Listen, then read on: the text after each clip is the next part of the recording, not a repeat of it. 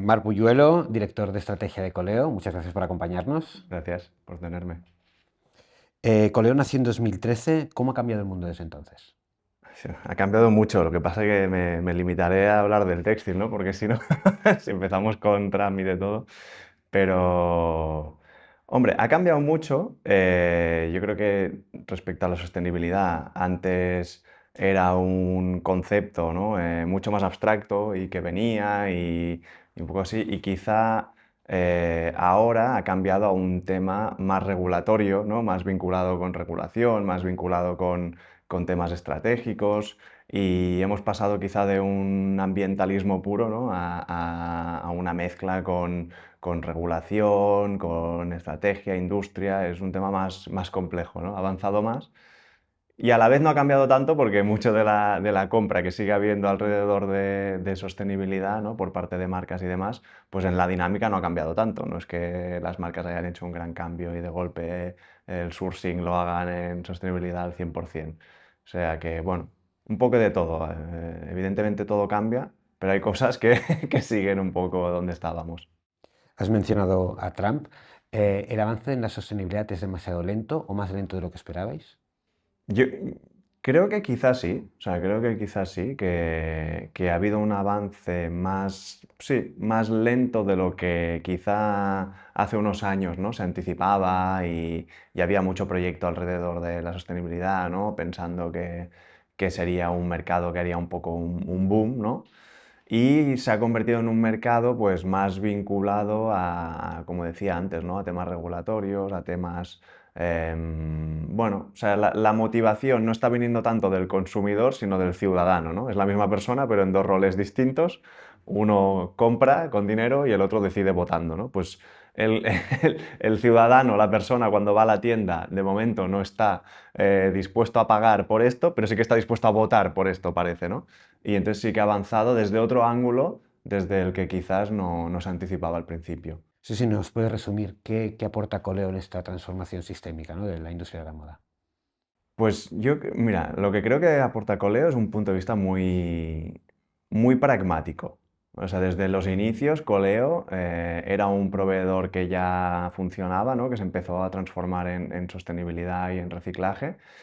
Y siempre nuestro objetivo ha sido hacer cosas desde el día uno como se pudiera, ¿no? Entonces, hemos tenido un enfoque muy pragmático para tirar adelante producciones con contenido reciclado textil a textil, ¿no? Alrededor sobre todo el algodón, pero esto también por una necesidad. O sea, cuando empezamos a hacer esto fue, bueno, ¿qué tecnología existe, ¿no? Que ya haga esto y que ya esté implantada y que tengamos disponible, que haya un know-how y demás? Bueno, pues el reciclaje mecánico. ¿Qué podemos hacer para que el reciclaje mecánico, que ahora solo sirve para el residuo postindustrial y, ¿no? y para ciertas cosas, para irlo transformando a reciclar prendas, demás? Vale, pues necesitamos una máquina que clasifique las prendas, ¿no? por composición, color, para saber qué ponemos en la máquina de reciclaje mecánico, ¿no? Y hemos tenido siempre un enfoque pues muy pragmático de innovar en los puntos en los que veíamos que requeríamos innovar, ¿no? Siempre muy, bueno, con una innovación muy, no sé cómo decirlo, hay un concepto en inglés que me dijeron el otro día, pero ya no me acuerdo, que sonaba muy bien, pero que sería como innovación austera, ¿no? O sea, es decir, innovación, pero cara a barraca. O sea, ¿qué low hanging fruit tengo yo por ahí para activar esto y ponerlo en funcionamiento lo antes posible? Y muy de, oye, necesitamos volumen, o sea, para que esto sea una realidad necesitamos volumen y darle caña desde el día uno. Entonces, ahora tenemos una posición en la que, como estamos tan verticalizados y hacemos muchas cosas, tenemos experiencia ¿no? en casi todos los puntos de la cadena de valor alrededor de la circularidad textil y bueno, y donde vemos que quizás hay un gap de capacidades ¿no? de capacidades industriales a corto en Europa es en la parte de clasificación para el reciclaje, ¿no? Con automatizada y a volumen y que permita que la industria use estos materiales, ¿no? Entonces ahí es donde estamos poniendo un poco también los focos de expansión más inorgánica, ¿no? Digamos, más de, bueno, vamos a poner plantas y vamos a poner capacidades y vamos a poner esfuerzos porque aquí es donde está un poco lo que vemos que desbloquea, ¿no? Hay un primer bloqueo, luego hay muchísimos. O sea, esto es como una cosa que, ¿no? Una serie de compuertas que tienen que estar todas alineadas y no están para nada todas alineadas, ¿no? Pero la que vemos más cerrada y a corto en Europa es estas, son las capacidades de clasificación para el reciclaje. O sea, crear un stock de materiales en Europa clasificados por composición y color y de una manera fiable y en un volumen que si una industria, sea la textil o sea otra, dice, oye, yo quiero usar este material, voy a pedir un camión y me va a llegar todos los días a las 8 de la mañana y será de lo que yo he pedido, no un mix extraño, y puedo basar mis operaciones en esto, ¿no? Y vemos que sin esto es imposible que todo este cambio se desate un poco. Entiendo que como empresa habéis ido cambiando en muy poco tiempo, ¿no? Las propias operaciones. No sé si nos puedes resumir hoy cómo es el modelo de negocio de Coleo. Sí, a ver, o sea, la rama principal de nuestro modelo de negocio sigue siendo la venta de producto con contenido reciclado, o sea, es decir, prendas y otros productos, ¿no? Pero que tienen pues un 60% de contenido textil a textil, ¿no? En su interior. Este sigue siendo nuestra rama principal. Entonces, estamos organizados, digamos que nosotros decimos que estamos organizados en 4 unidades de negocio, que sería Coleo Studio, que es la parte de venta de prenda, ¿no? Y productos. Entonces, diseño, confección y venta de estos productos, o sea, comercialización, a través siempre de marcas, o sea, no tenemos marca propia, sino que luego tenemos Coleo Fibers, que sería parte de reciclaje mecánico, hilatura y tejeduría. Entonces vendemos telas, vendemos hilo, o podemos fibra, no solemos vender. Y luego tenemos la parte de Coleo Recycling, que es todas estas plantas que lo que hacen es recibir textiles en fin de vida y clasificarlos por criterios de reciclaje. Entonces, ¿qué venden estas plantas? Pues venden, bueno, unos servicios de gestión de residuos, o sea, ¿no? A un scrap español pues se le cobrarían servicios de tratamiento, ¿no?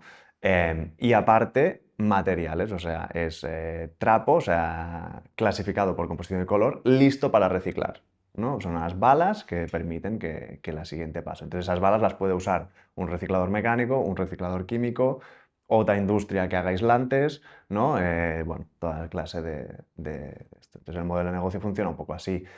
Esta parte de recycling es un poco la que está creciendo más año en año.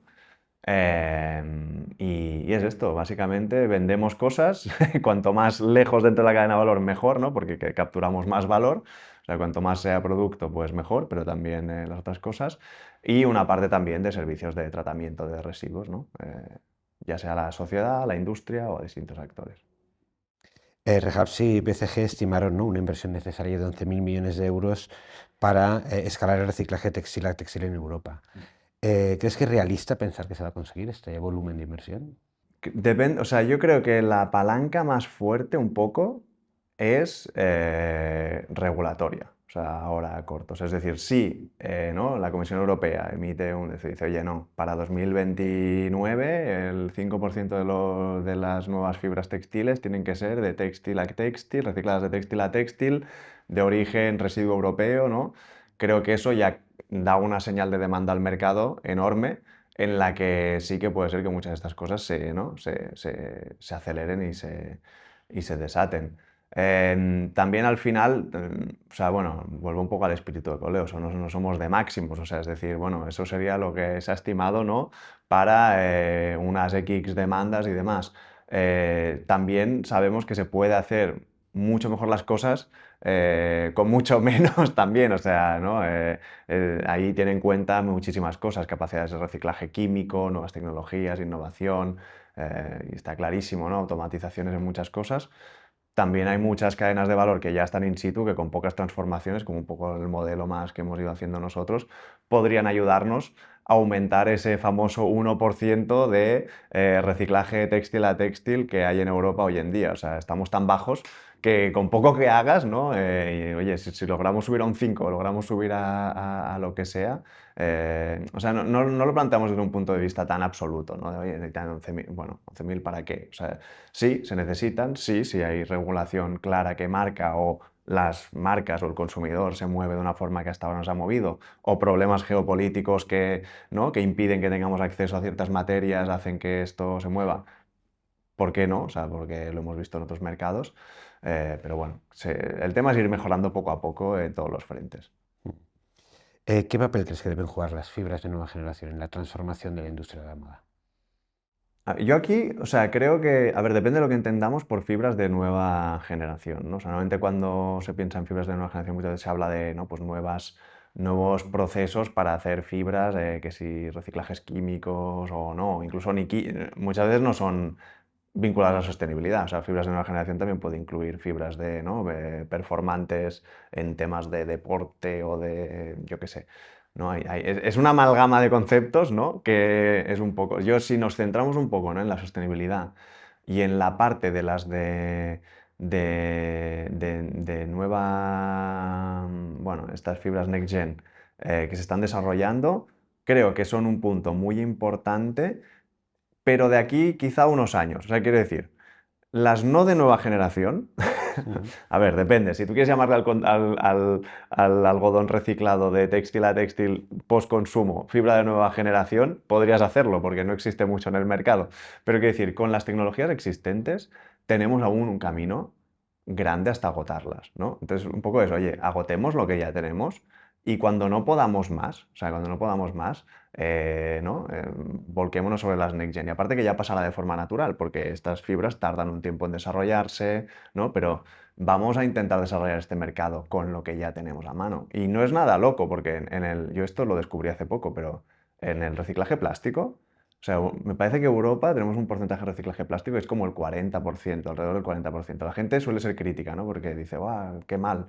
Bueno, en el resto del mundo, o sea, el mundo en global es un 8%, y si Europa somos el 40%, pues imagínate el resto del mundo, ¿no? ¿Qué porcentaje son? O sea, en realidad está bastante bien lo que hemos hecho, ¿no?, con scraps de plástico, y ese reciclaje hoy en día, la gran mayoría es mecánico. O sea, es tecnologías que ya existían de tratamiento de plásticos, ¿no? Entonces, si con el reciclaje mecánico existente podemos llegar a un 30%, o sea, vuelvo a que estamos en el 1, ¿no? O sea, si podemos llegar a un 30%, agotemos eso y cuando ya no podamos más, porque la calidad es mala, porque no puede con las poliamidas y con los poliésteres y las mezclas, no sé qué y no sé cuántos, cuando lleguemos a esa tal, ahí es donde entran las Next Gen y nos dan ese siguiente salto en el que cosas que hoy en día no son recursos pueden convertirse en recursos, ¿no? Pero aún tenemos un montón de cosas que estamos tratando como residuo que en realidad son recursos, con las tecnologías existentes y capacidades existentes hoy. Y que, bueno, que necesitan ajustes, ¿no?, de mercado. Entonces, bueno, esperanzadoras, pero que tampoco nos pierdan un poco el objetivo de mejorar con lo que tenemos hoy. ¿Dirías que hoy el reciclaje de textil a textil es todavía demasiado caro o hay otros cuellos de botella más importantes que el precio? Mm, Yo diría, o sea, en realidad es que se mezclan muchas cosas. Cuando uno, ¿no?, dice si el reciclaje de textil a textil es caro, ¿no? O sea, en realidad el reciclaje de textil a textil de residuo postindustrial ha existido siempre. O sea, desde que existía la hilatura, que a alguien se le ocurrió volver a desfibrar los restos que tenía por ahí para volverlos a meter en la hilatura y abaratarse costes, ¿no? Entonces esto es una cosa que existe, que no es más cara per se, al contrario, ¿sabes? O sea, suele usarse para abaratarse costes, porque escojo el rechazo de mi propia producción, la meto otra vez y al cliente, bueno, antes no se le explicaba, ¿no?, porque en vez de comprar no sé cuántas balas de algodón virgen, pues compro la mitad y las otras las meto de rechazos míos, ¿no? Entonces, el tema más es, hay una serie de costes que son todos los derivados de la gestión de residuos, o sea, es decir, vayamos a colectar estos residuos de que genera el consumidor, separémoslos por criterios de reutilización, separémoslos por criterios de reciclaje, ¿no? Y luego desmontémoslos, quitemos los botones y tal. Y luego ahí ya estaremos en un punto en el que estamos comparables con un postindustrial, ¿no? O sea, tú tienes residuos, trapo, que en vez de haber venido de un resto de que yo he cosido una camisa y me han sobrado unos trozos, no, viene de que yo he usado una camisa, alguien la ha colectado, la ha recogido, la ha clasificado, la ha desmontado los botones y tengo ese trapo, pero el trapo es comparable, o sea, en realidad no hay una diferencia importante. Entonces, todos estos costes son para los que tiene que venir la responsabilidad amplia del productor, o sea, es los costes que los scraps, ¿no?, deberían cubrir para conseguir que ese trapo, ¿no?, llegue a unas condiciones parecidas del trapo postindustrial que existe hasta hoy en día. A partir de ahí, bueno, tienes otros costes vinculados quizá a los mercados en que esto se produce. O sea, si tenemos el residuo post-consumer aquí y las cadenas de proximidad, ¿no? Están dimensionadas para ciertas cosas y demás, bueno, pues también tienes la parte esta de estar en un mercado de proximidad que te hace más caro que estar en un mercado lejano. También te da ciertas ventajas competitivas, como rapidez, como, ¿no? Acceso al residuo en este caso. Entonces, bueno, yo no creo que hoy en día el precio sea el gran problema. Yo creo, para el textil a textil. Hay que ver cuándo esto se convierte ya en postconsumo textil a textil. Ujú. ¿Y qué crees que se necesitaría para avanzar, ¿no? Más rápido? Y te doy como opciones, ¿no? Sé si es un tema de inversión en esta infraestructura que todavía no existe, demanda de las marcas, regulación, que ya lo has mencionado, o todavía estamos en un problema técnico donde se requiere innovación y nuevos desarrollos. O sea, en realidad es un poco de todo, porque tú coges todas estas cosas que has dicho y son la misma vista desde distintos ángulos. O sea, el mundo ideal, ¿cuál sería? Pues que ahora los consumidores todos se volvieran locos, fueran a las tiendas y empezaran a decir, oye, ¿dónde están las fibras recicladas? ¿Sabes? Quiero más. Entonces, ahí no te preocupes, que la pregunta de antes de la inversión, si llegaremos, el no sé qué, esto, vamos, las marcas se pondrían todas en fila, ¿sabes? Los industriales se pondrían todos en fila detrás y lo tendríamos arreglado en 2 años, ¿no? Eso no está pasando, ¿no? No está pasando, entonces, ¿qué pasa? Pues que, claro, las marcas se mueven un poco con lo que les pide el consumidor, ¿no? Entonces, nos vamos al escenario que quizá al principio no nos hubiese gustado, que es que esto, por lo que decía, ¿no? El consumidor no está dispuesto a comprarlo, pero el ciudadano sí que está dispuesto a votarlo, ¿no? Entonces, esta atracción por la parte de demanda parece que vendrá por la regulación, ¿no? Entonces, para mí lo que más falta para que esta industria se desarrolle es demanda de volumen de fibras recicladas. O sea, cuando, ¿no? Si en el best case escenario fuese el consumidor, ¿no? Que dice, oye, yo lo estoy pidiendo cada día, o en el worst case, que es un poco el que estamos viendo en los abocados, que no, que esto va a venir motivado por regulación, el día en que haya una demanda clara y una señal clara al mercado de que esto se demanda, es cuando se empieza ¿sabes? Se empiezan a salir todos los nudos y los cuellos de botella se empiezan a desaparecer porque, bueno, pues empiezas a desarrollar inversión en los distintos puntos y va todo de la mano. O sea, también hay un tema muy importante que la gente menosprecia mucho las economías de escala. O sea, muchas veces, ¿no? El problema de la fibra reciclada no es tanto que sea más cara intrínsecamente sino que es un problema también de economía de escala. O sea, si tú lo estás comparando con un modelo ultra bien engrasado, ¿no? De economía lineal, con unos volúmenes enormes, con unos transportes que ya son un precio bajísimo porque el volumen es tan grande que tal, en la fábrica hacen, en vez de 10.000 unidades, te hacen 10 millones, ¿no? Pues claro, estamos comparando dos modelos que también es un poco injusto de comparar, no sé cómo decirlo, ¿no? Hay muchas cosas que realmente, a medida que vayamos incrementando volumen en estas cosas, no es lo mismo colectar y decir, oye, no, yo voy a poner aquí un contenedor que venga quien quiera y voy a llevarme 10 kilos a ver si lo reciclo y hago no sé qué, que montar un sistema de colecta, ¿no? Que recoja con camiones, que cojan en volumen, que demás, que no sé qué. Y lo mismo para todos los pasos. O sea, cuando tienes una escala más pequeña, eres menos competitivo que, ¿no? que cuando tienes una escala más grande. Entonces necesitamos demanda clara vía regulación y esto irá generando un volumen que irá, ¿no? desbloqueando cosas que hoy en día hacen que los precios sean distintos, ¿no? Un actor clave está claro que son los grandes players del sector, ¿no? Que descartada un poco el driver consumidor como generador de demanda, ¿cómo se consigue la confianza, ¿no? Porque haga una apuesta decidida por este tipo de materiales nuevos, tanto de nueva generación como reciclado. A ver, creo que es... o sea, yo creo que le ponen mucho esfuerzo, ¿vale? Pero también es complicado, o sea, ¿no? Porque si tú al final te debes un poco al consumidor y entonces ellos van interpretando un poco lo que va pasando. Entonces, yo creo que tienen mucho empeño.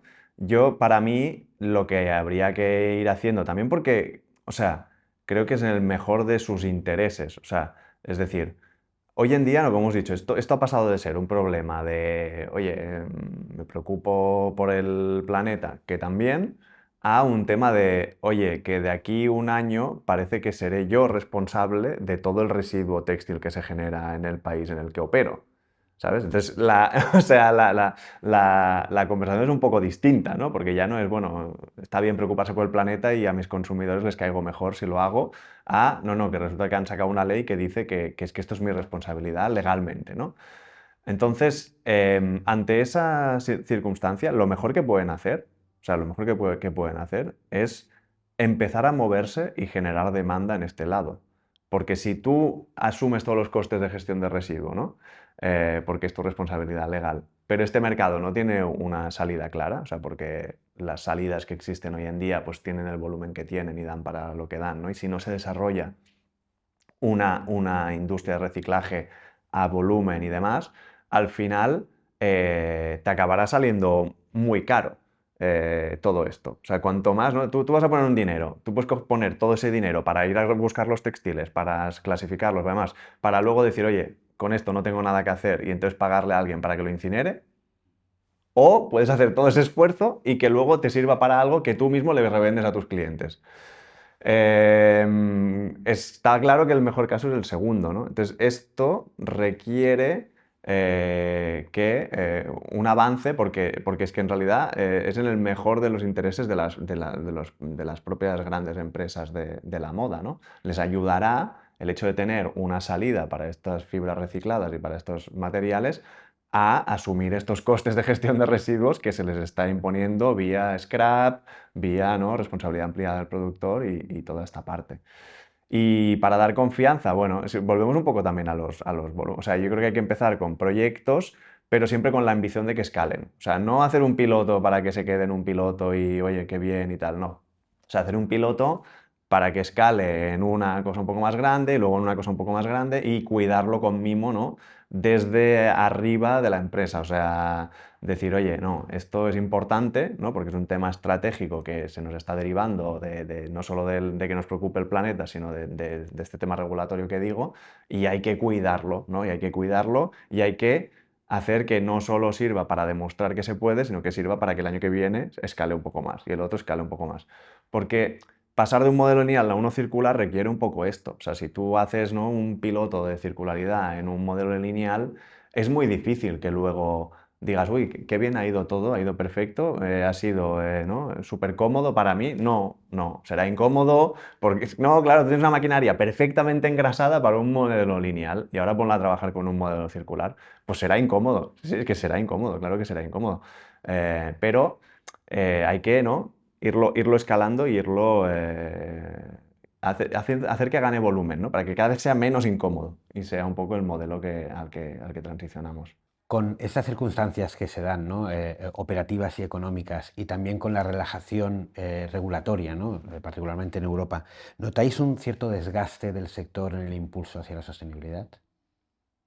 Yo diría que no. O sea, quizás sí, o sea, quizá tienes como una cosa que es el corto versus el largo. O sea, quizá hay un desgaste en la parte de. O sea, quiero decir, toda esta parte que venía hipermotivada, ¿no? Cuando me preguntabas al principio, oye, en 2013, ¿cómo eran las cosas distintas de ahora, ¿no? Y todo era, guau, ¿sabes? Vamos aquí a la economía circular y todo de proyectos y qué ilusión.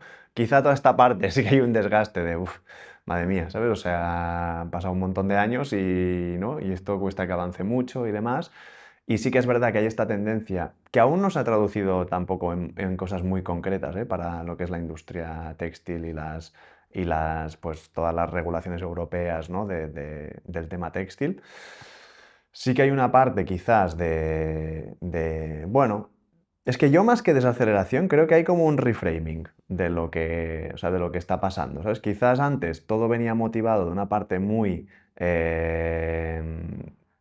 ambientalista, ¿no? Sostenibilidad, además, y ahora quizás se está transformando en un poco esto, pero también añadir cosas un poco de decir, oye, estamos en un mundo que ya no es el que era, que todos éramos mejores amigos de todos, sino que parece que empieza a haber aquí, ¿no? Que empiezan a caer leches por todos lados y el que me pensaba que era mi amigo de golpe no es mi amigo y esto que me pensaba que podría hacerlo toda la vida así, porque me lo envían desde la otra punta del mundo, porque todas las rutas están abiertas y no hay problema y usamos la misma moneda y, ¿no?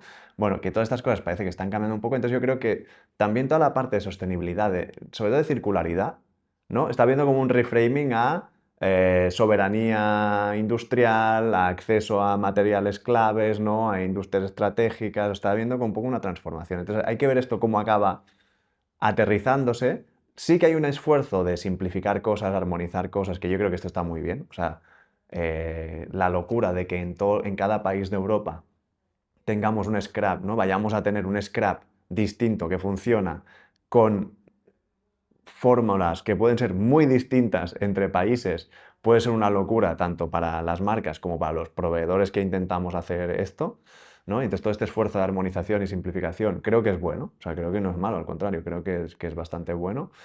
Y no tengo muy claro que haya una desaceleración. Creo que hay como un cambio, ¿no? De la forma de verlo, pero no tanto una desaceleración en ciertos puntos. Y luego hay países muy, o sea, por ejemplo, Francia está muy alineado con esto que yo venía, ¿no? Esta nueva forma de verlo, ¿no? De decir, oye, no, que hay un tema de independencia estratégica. O sea, nuestra gestión de residuos no puede depender de un mercado de exportación que se cae de un día para otro porque alguien corta un estrecho no sé dónde y de golpe nos vemos inundados, ¿no? No tenemos ni capacidad de reciclarlo, ni tenemos capacidad incluso de incineración. O sea, las capacidades de incineración no son infinitas en Europa y cuesta mucho poner una planta de incineración, ¿no?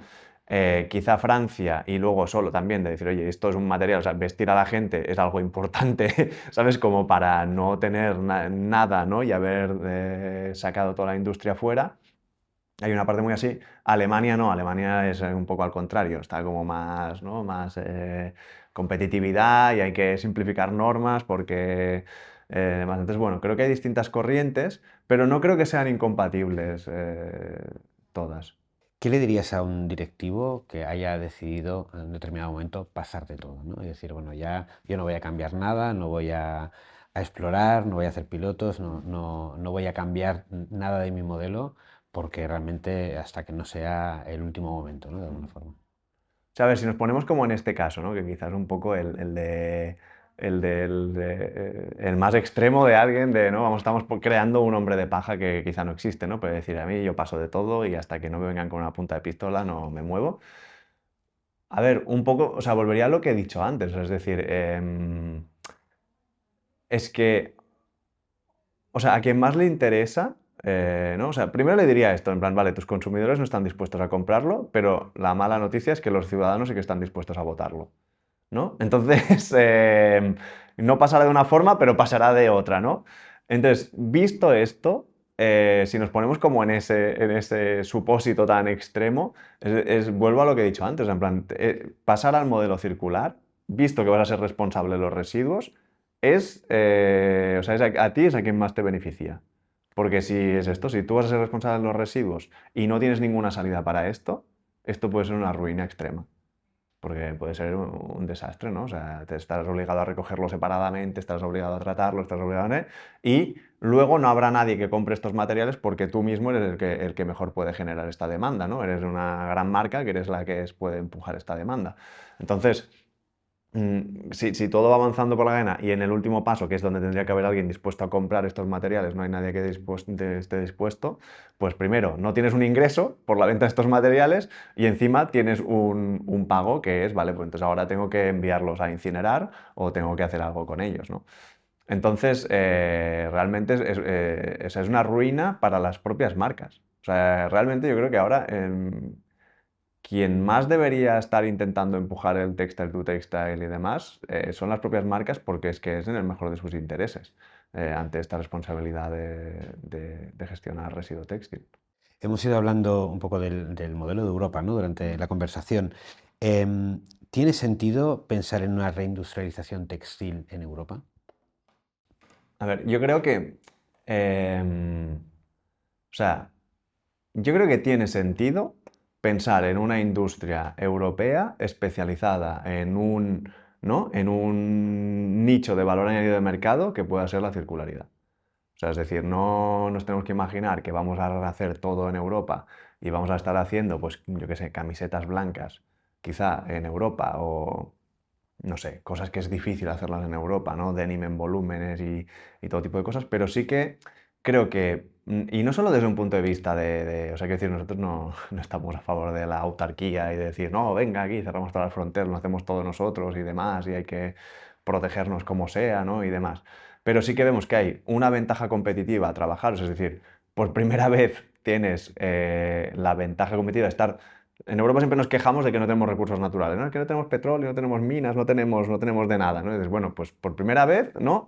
Te están diciendo que el residuo, ¿no? Es un recurso a aprovechar. Y lo tienes, o sea, lo generas tú cuando lo tiras a la basura. O sea, más cerca no lo puedes tener.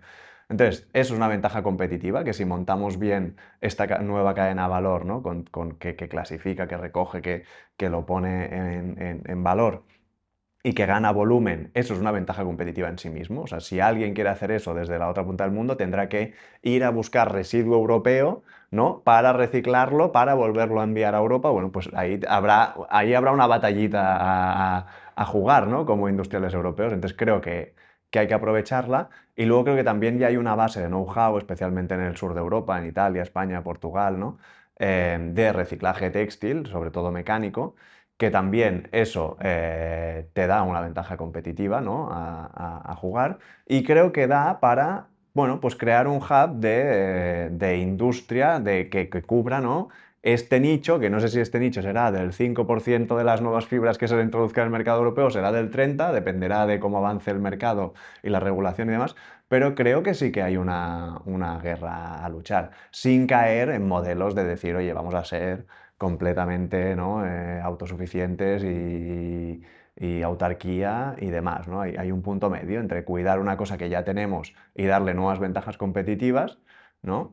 Y también trabajar con sinergias con otras regiones. Hay que decir, también al final, pues si estamos cerca del norte de África y se pueden hacer confección, ¿no? Y aprovechar sinergias que hay, demás. El tema, yo creo que pensamos más en una idea de, oye, guardar el máximo de valor añadido que podamos aquí, crear un nicho en circularidad de industria, ¿no? Que es competitivo, que es potente y que hace las cosas mejor que otros sitios, y guardarlo para que no hagamos todo el esfuerzo en gestión de residuos, otra vez no sé qué, para toda la parte de la cadena de valor añadido, ¿no? Que la perdamos, o sea, hayamos gastado todo el dinero, las marcas se gasten todo el dinero en hacer esta gestión de residuos y demás, y a nivel europeo, ¿no? El consumidor europeo, esto es al final, no nos engañemos, el consumidor europeo acabará pagando la prenda que se meta en el mercado europeo un poco más cara, porque esta prenda, la marca, ¿no? Esta tasa que tiene que pagar por prenda, unas marcas más, unas marcas menos, pero acabará yendo hacia el consumidor, ¿no? Entonces, el ciudadano consumidor decide que esto es importante, decide que tiene que gastarse su dinero, ¿no? Que en esto, vía marcas, vía sello, vía impuestos, y luego no sirve para que la industria europea tenga ninguna, ¿no? ninguna ventaja, ni ninguna cosa buena, ni generemos empleo aquí, ni generemos PIB aquí, pues bueno, me sabría un poco mal, la verdad. O sea, pienso que sería como perder una oportunidad bastante buena, ¿no? Yo creo. En ese sentido, hablabas del concepto este factor de competitividad, ¿no? Y a veces miras el mundo, parece que lo único que hacemos bien en Europa es la parte regulatoria, ¿no? O sea, unos innovan, otros desarrollan, otros producen, nosotros regulamos, ¿no? Para terminar, no sé si crees que en todo este proceso de transformación sistémico de la industria de la moda en el mundo, falta en Europa particularmente innovación, ¿no? Que seguramente en todo esto es un factor pues, fundamental, ¿no? para este avance. O sea, sí que es posible, ¿no? Que en Europa quizás no tengamos, ¿no? Este dinamismo que también creo que tiene mucho que ver con el mercado financiero, ¿no? Con la capacidad pues, o sea, realmente Europa, ¿no? Esto lo he visto alguna vez, un país muy ahorrador, pero que no reinvierte tanto en Europa, sino que muchas veces, ¿no? Invierte en otros sitios del mundo y demás. Entonces yo creo que está muy vinculado a esto, también está muy vinculado a los problemas, ¿no? famosos estos que mencionan de cómo la innovación en las universidades, los centros tecnológicos europeos no se transforma en startups al ritmo que se transforma en Estados Unidos o incluso en ciertas zonas de Asia donde ya han aprendido a hacer esto mucho mejor que nosotros.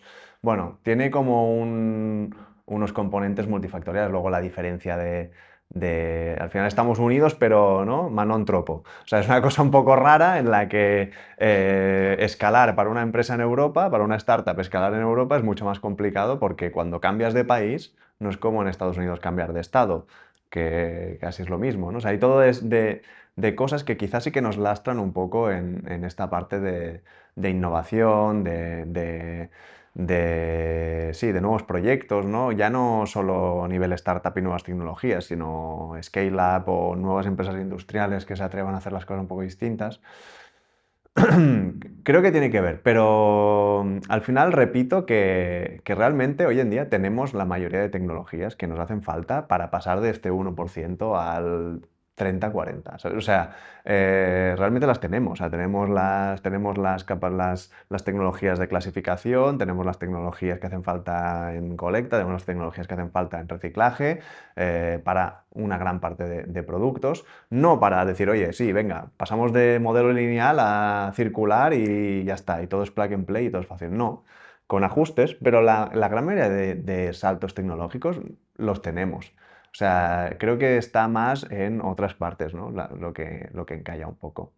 Ahora, más innovación siempre es bienvenida, porque agiliza mucho las cosas, claro. Lo dejamos en todo caso con esta idea más optimista, si quieres. Muchísimas gracias, Marc Puyolo, director de estrategia de Coleo. Muchas Gracias.